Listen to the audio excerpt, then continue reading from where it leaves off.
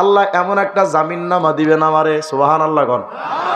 এমন একটা জামিননামা দিবেন, আল্লাহ বলবেন মুহাম্মদ এই একটা কাগজ আপনারে দিলাম, এই কাগজটা লয়া আপনি একটু জাহান্নামের দারওয়ান মালিকের সাথে দেখা করেন।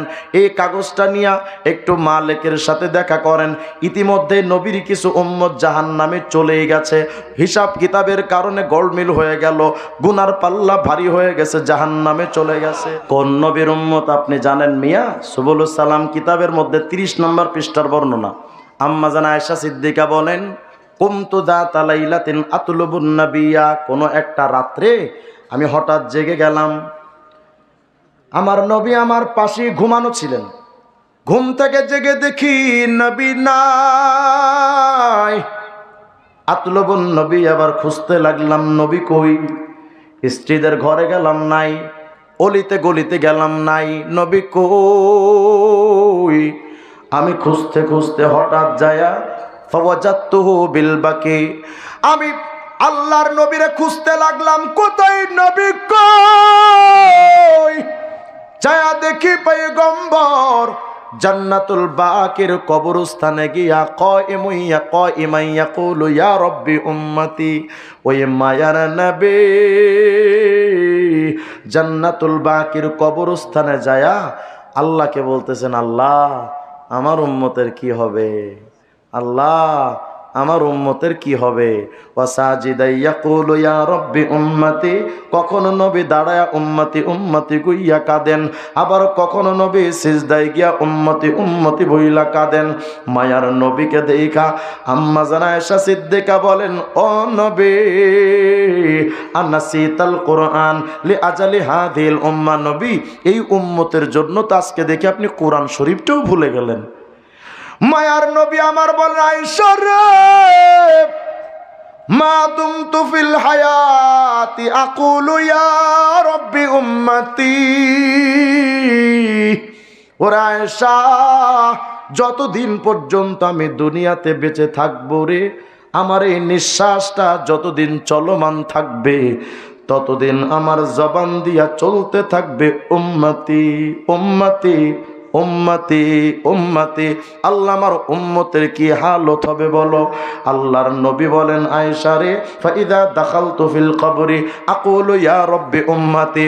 ওরে আয়েশা, শুধু তাই নয়, দুনিয়াতে যতদিন থাকবো উম্মতি উম্মতি চলবে। এমন কি ও আয়েশা, যেই দিন আমি কবরের মধ্যে ঢুকে যাব রে আয়েশা, ওই দিনও আমার জবানে চলবে উম্মতি উম্মতি। ওলামায়ে কেরাম দেখবেন, শাহ ওলিউল্লাহ মুহাদ্দিস দেহলভী রাহিমাহুল্লাহ তার কিতাবে লিখেছেন, নবী আলাইহিস সালাম যেদিন ইন্তেকাল করেন, তো নবী আলাইহিস সালামের দেহ মোবারকটা যখন কবরের মধ্যে রাখা হবে, রওজার ভিতরে যখন রাখা হবে, কয়েকজন সাহাবী তো কবরে নামলেন, সবাই তো রাইখা একে একে উপরে উঠা গেলেন। সর্বশেষ যেই সাহাবী কবরের থেকে সর্বশেষ যিনি উঠবেন, ওই সাহাবী বলেন, আমি যখন কবর থেকে উঠে যাব, ভাবতেছিলাম এই মায়ার রহমতের চেহারাটা তো আজকের পর আর কোনোদিন আমার দেখার তৌফিক হবে না। এই মায়ার চেহারা তো আর কোনোদিন দেখতে পারবো না। দেখালই শেষবারের মতো, জনমের মতো মায়ার চেহারাটা দেখালই, এই মায়ার আপন চেহারা তো আর দেখতে পারবো না। ওই সাহাবী বলেন, আমি যখন শেষবারের মতো আমার মায়ার নবীর চেহারার দিকে তাকাইলাম, তাকায়া দেখি মায়ার নবীর ঠোঁট মোবারক তেমন নড়াচড়া করতেছে, কি যেন বলতেছেন পয়গম্বর। আমি তখন আমার কানটা নবীজির ঠোঁট মোবারকের কাছাকাছি নিলাম, দেখি না মায়ার নবী কি বলেন। ওই সাহাবী বলেন, আমি যখন আমার কানটা লাগাইলাম, আমি শুনতেছিলাম ফিস ফিস আওয়াজ দিয়া মায়ার নবী একটা আওয়াজ দিচ্ছে, গো আল্লাহ আমার উম্মতের কি হবে উম্মতি। আল্লাহ আমার গুনাহগার উম্মত রে যে রাইখাসতাম কি হবে ওদের। ওমরে ফারুক একদিন বলেন, গো নবী, যেই দিন আপনি কবরে থাকবেন, যখন কবরে থাকবেন কি করবেন আপনি? আল্লাহর নবী বলেন, ওমর, যতদিন কবরে থাকবো রে আমার জবান দিয়া চলতে থাকবে উম্মতি উম্মতি। এমনকি নাফখায়ে সানিয়া, দ্বিতীয়বার যখন সিংগাই ফুৎকার দিবে রে ওমর, তখনও পর্যন্ত আমার জবানে উম্মতি উম্মতি বলে চলতে থাকবে আওয়াজ। এমনকি রে উমর, নবী আমার বলেন, ও দুনিয়ার মানুষ রে, কিয়ামতের ময়দানে সর্বপ্রথম তো কবরের ভেতর থেকে আমি নবী মুহাম্মদ উঠব।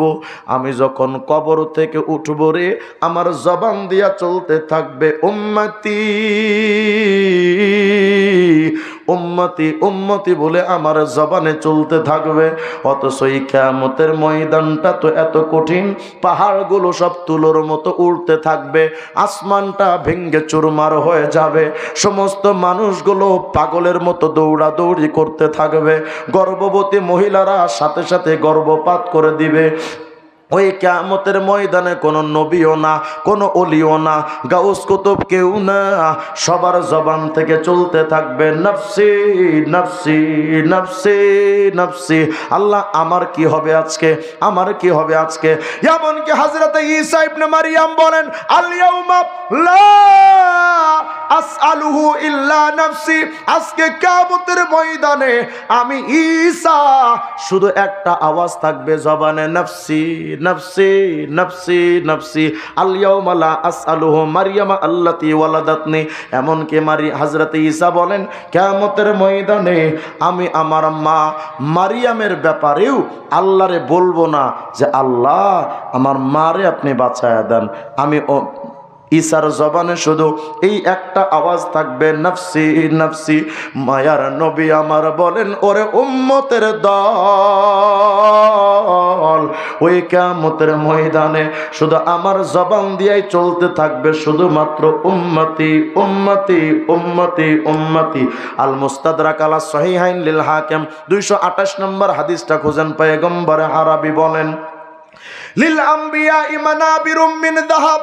কিয়ামতের ময়দানে সমস্ত নবীদের বসার জন্য কিছু সম্মানের চেয়ার হবে, স্বর্ণ দিয়া বানানো ওই চেয়ার। এই চেয়ারের মধ্যে ফায়াজলিসুনা আলাইহা, সমস্ত নবীরা ওই চেয়ারের মধ্যে বসে যাবে। আল্লাহর নবী আমার বলেন, উম্মত রে,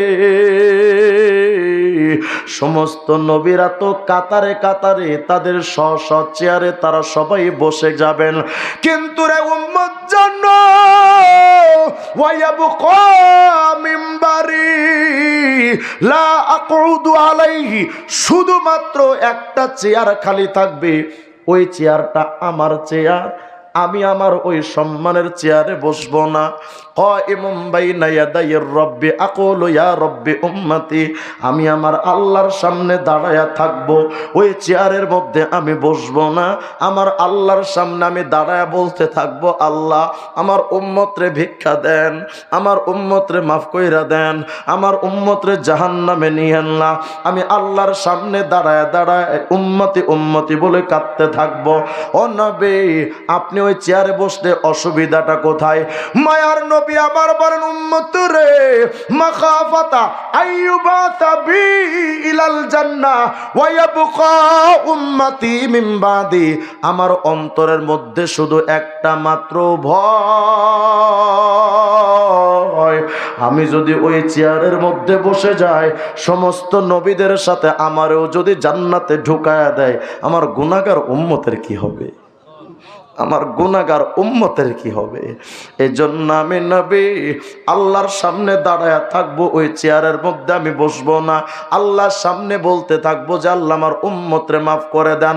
আল্লাহর নবী এবার মাকামে মাহমুদে সিজদায় পড়ে যাবে।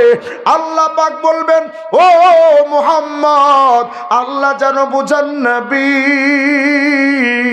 সারা জিন্দেগি কান্নাকাটি করে আসলেন গো নবী, আজকের দিনটা তো আপনার কান্নাকাটির দিন নয়।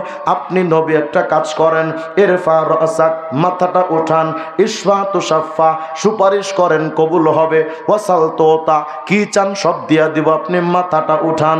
আল্লাহ বলেন নবী হাবিবুল্লাহ,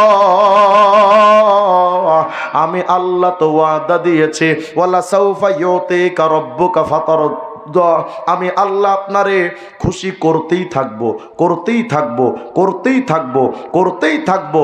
যতক্ষণ না আপনি খুশি হবেন আমি আল্লাহ দিতেই থাকবো, আমি আল্লাহ দিতেই থাকবো। আল্লাহর নবী কিয়ামতের ময়দানে ওই সময় আল্লাহর সামনে যখন দাঁড়ায় কাঁদবে, আল্লাহ তখন বলবেন গো নবী, মা তুরিদু আন আসনাবি উম্মতিক, নবী আপনি বলেন আপনার উম্মতের সাথে কি আচরণ করলে আপনি খুশি হবেন, আপনি বলেন। নবী বলবেন, আল্লাহ আমার উম্মতের এই জাহান কিয়ামতের দৃশ্যে দাঁড়াইতে ওদের বড়ই কষ্ট হয়, আমার উম্মত তাদের পায়ের মধ্যে কষ্ট পায়, মাথার মধ্যে সূর্যের তাপে কষ্ট পায়, শরীরের মধ্যে তাপে কষ্ট পায়। আল্লাহ আমার উম্মতরে তুমি বাঁচাও। হযরত আদম থেকে নিয়ে শুরু কইরা ঈসা নবীর উম্মত পর্যন্ত যদি আগে হিসাব কিতাব নেন, এরপরে যদি আমার উম্মতের হিসাব কিতাব নেন, দীর্ঘ টাইমের ব্যাপার, উম্মতের বড় কষ্ট হয়ে যাবে। আল্লাহ ভিক্ষা চায়, আজ্জিল হিসাবাহম, আমার উম্মতের বিচারটা একটু আগে করেন না, আমার উম্মতের ব্যাপার আগে সিদ্ধান্ত করেন। ফায়ুদাউনা ফায়ুহাসাবুন, উম্মতে মুহাম্মাদীকে ডাকা হবে, হিসাব কিতাব নেওয়া হবে। আল্লাহর নবী বলেন, ফামিনহুম মাই ইয়াদখুলুল জান্নাতা বিরহমাতিল্লাহ, প্রথম চান্সেই কিছু মানুষ জান্নাতে আল্লাহর দয়ায় জান্নাতি হয়ে যাবে, সুবহানাল্লাহ বলেন। আর বাকিগুলো যারা জান্নাতি হলো না, এই ডান পাশের লোকগুলো মনে করেন আল্লাহর দয়ায় জান্নাতি হলো, বাকিগুলো যারা হইল না, আল্লাহর নবী বলবেন, আল্লাহ আমার এই হতভাগা উম্মত, ওরা তো ভাগ্যবান জান্নাতি হয়ে গেছে, এই হতভাগা উম্মতের জন্যই তো আমি কাঁদি, আমার এই উম্মত গুলোর একটু ভিক্ষা দেন। আল্লাহ ওটা আমার উম্মত, ও আমার উম্মত, ও আমার উম্মত, ও আমার উম্মত, আল্লাহ ভিক্ষা দেন, আমার উম্মতরে জাহান্নামে দিয়েন না। মায়ার নবী চাইতেই থাকবেন, চাইতেই থাকবেন। আল্লাহর নবী বলেন, ফালা আজালু আশফা, আমি সুপারিশ করতেই থাকবো, করতেই থাকবো, করতেই থাকবো। আল্লাহ যখন দেখবেন মুহাম্মদের জবানটা বন্ধ হয় না, সুপারিশ করতেই আছে, করতেই আছে, আল্লাহ নবী বলেন, হাত্তা ওতিয়া সিকাকাম বিরিজালিন কদ বুইসা বিহিম ইলান নার, আল্লাহ এমন একটা জামিননামা দিবেন আমারে, সুবহানাল্লাহ গণ, এমন একটা জামিননামা দিবেন, আল্লাহ বলবেন, মুহাম্মদ এই একটা কাগজ আপনারে দিলাম, এই কাগজটা লয়া আপনি একটু জাহান্নামের দারওয়ান মালিকের সাথে দেখা করেন, এই কাগজটা নিয়ে একটু মালিকের সাথে দেখা করেন।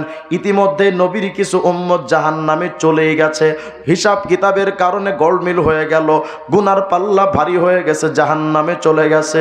ওই গুনাহগার উম্মতের জন্য নবী বলেন, আল্লাহ বাঁচান আমার উম্মতরে জাহান্নামে আর আপনি জ্বালায়েন না, বাঁচান। আল্লাহ বলবেন, কাগজটা নিয়া মালিকের সাথে একটু দেখা করেন। নবী আলাইহিস সালাম বড় আশা নিয়ে, বড় যত্ন সহকারে কাগজটা নিয়ে মালিকের কাছে গিয়া বলেন, ভাই মালিক দেখেন না, এই কাগজের মধ্যে আমার উম্মতের ব্যাপারে ভালো কোনো কিছু আল্লাহ লিখছেন কিনা, মালিক রে একটু পড়েন না। মালিক কাগজটা পড়ে বলবেন, নবী আপনি তো আপনার উম্মতের বেলায় আল্লাহর কোনো রাগ আর থাকতে দিলেন না। ও নবী, আল্লাহ যেন বুঝিয়েছেন, মালিক যেন বলতে চান, নবী এই কাগজের মধ্যে আল্লাহ কি লিখছেন জানেন? আল্লাহ লিখেছেন, এই মালিক যে লোকটা কাগজ নিয়ে গেছে ও আমার হাবিবুল্লাহ মুহাম্মদ, আমি সবচাইতে আমার মুহাম্মদরে ভালোবাসি, মালিক আমার এই মুহাম্মদকে দিয়েই তো আমার জান্নাত উদ্বোধন করব, কিন্তু মুহাম্মদ তো বড় উম্মতের পাগল, আমার মুহাম্মদ তো উম্মত ছাড়া জান্নাতে যাবে না, মালিক তুই তাড়াতাড়ি জাহান্নামের মধ্যে ঢোক, আমার মুহাম্মদের যত উম্মত আছে সবগুলোরে বের করে মুহাম্মদরে বুঝায়া দে, মুহাম্মদ জান্নাতে যাবে। সেই নবীর বাদ দিয়া তুমি কার মতো চুল কাটো, সেই নবীর বাদ দিয়া তুমি কার মতো দাড়ি রাখো, সেই নবীর বাদ দিয়া কার মতো তুমি পোশাক পরো। মনে রেখো, বিএনপির চেয়ারপারসন খালেদার সামনে নৌকার সিল নিয়ে যেমন যাওয়া যায় না, হাসিনার সামনে যেমন জামাত ইসলামের দাড়ি পাল্লা নিয়ে হাসিনার সামনে দাঁড়ানো যায় না, দাড়ি টুপি সুন্নাতের নূর ছাড়া কিয়ামতে নবীর সামনে দাঁড়ানো যাবে না।